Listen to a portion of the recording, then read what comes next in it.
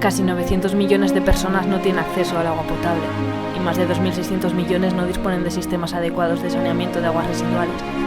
Ya, pero no hay nada que nosotros podamos hacer desde aquí, ¿no?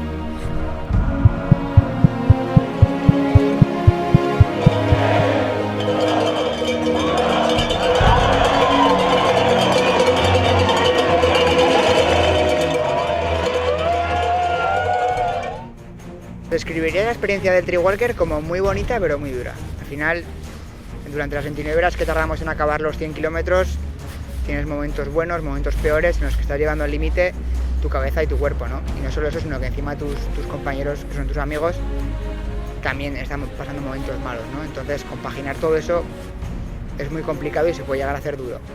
Pero es una experiencia muy gratificante que con el tiempo la recuerdas súper bonita y que tengo muchas ganas de que este año podamos repetirlo otra vez.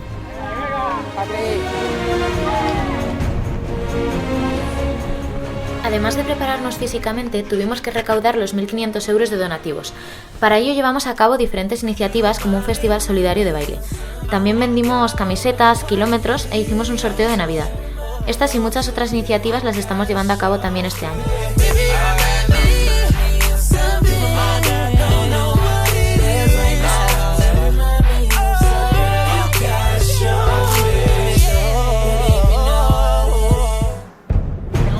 De vivir esta experiencia porque me parece una iniciativa muy bonita que tenemos a nuestro alcance para mejorar la sociedad y además el hecho de que sea un reto deportivo de estas características lo hace aún más atractivo. ¡Vamos, chavales! ¡Cuidado que nos adelantan! ¡Vamos, venga, venga!